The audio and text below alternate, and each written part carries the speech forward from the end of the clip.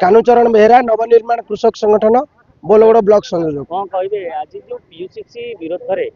सरकार को जो कटनी छाटनी विरोध में आप राजरास्ता को ऑल ओडिशा आज बंद कर देखु आमर गणतंत्र देश रे लोकंकर भल काम केमिति हबो सेति सरकार निर्वाचित हुन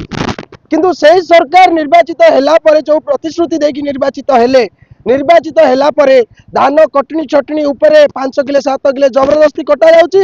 टोकन जार 50 क्विंटल आसुला तार 20 क्विंटल आसुची धान बिक्री नहीं एपटे पॉल्यूशन ना रे साधारण गरीब पिलाटा बेपार को जाए बा कुणिया घर जाए ताकू बाटर अटकेकी ताडू पॉल्यूशन ना रे 5000 10000 20000 फाइन करा जाउची एवं गाड़ी की टेकी निया जाउची।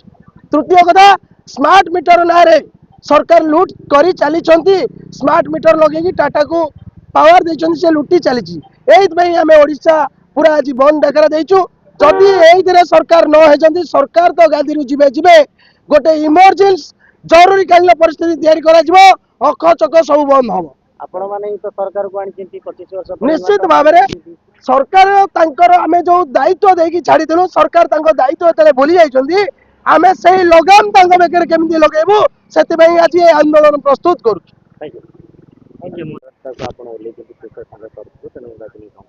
ओडिशा राज्य कृषक राज्य ये राज्य में 99% कृषक अच्छा ये सरकार जो आसला बीजेडी गवर्नमेंट 24-25 वर्ष पर लोक मैंने अतिष्ठ हो गले द्वारा कि लोक मैंने बीजेपी को सपोर्ट करें आज बीजेपी गवर्नमेंट विरुद्ध में ऑल ओडिशा भी आम जो कटनी छटनी धान कृषक लोक जो अच्छा तारी विरुद्ध में आम माने रास्ता अवरोध कर ऑल ओडिशा आम समस्त को बताइए चाहूँ जे कृषक मैंने कौन करें केमी परिवर्तन करें और बीजेपी को केमी परिवर्तन हम ये हूँ आम लक्ष्य जदि न शुणे